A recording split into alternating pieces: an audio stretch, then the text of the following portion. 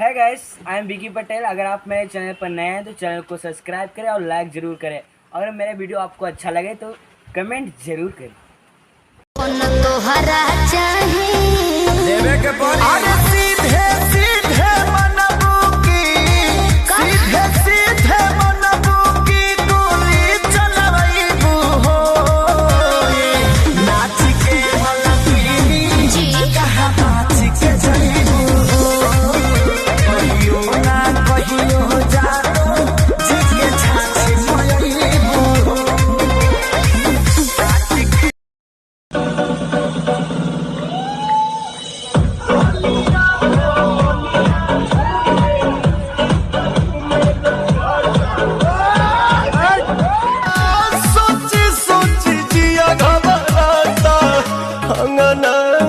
गहना पोयो छत छिटाता दुआरा मोजनुआ पिटाता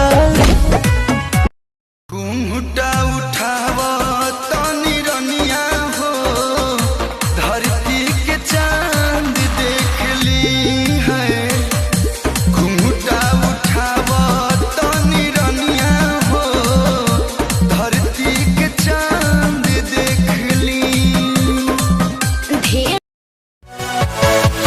Yeah.